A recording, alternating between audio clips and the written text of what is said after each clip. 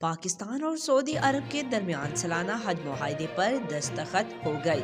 हज एक्सपो में हजाज की सहूलत के पेश नज़र मजीद मुआहदे होंगे।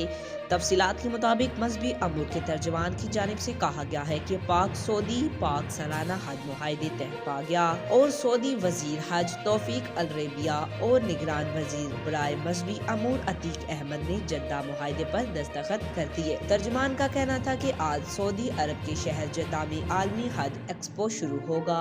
पाकिस्तानी वफद हजाज को सहूलतें फराहम करने वाली कंपनियों के स्टॉलर्स का दौरा करेंगे। याद रहे, आइंदा बरस के लिए हज कुरअंदाजी में 5633 दरख्वास्त दहिंदा नाकाम करार पाए। रेगुलर हज स्कीम में 69,438 दरखास्तें वसूल हुई थी और रेगुलर कोटा के तहत जाने वाले कुरअंदाजी में 63,805 खुश नसीब आजमीन हज मुंतखब हुए थे।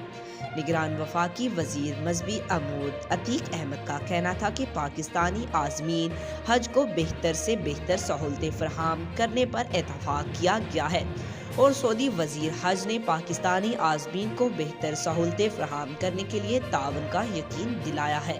आज तक के लिए इतना ही। मज़ीद ऐसी मालूमाती वीडियो देखने के लिए हमारे चैनल को सब्सक्राइब करें।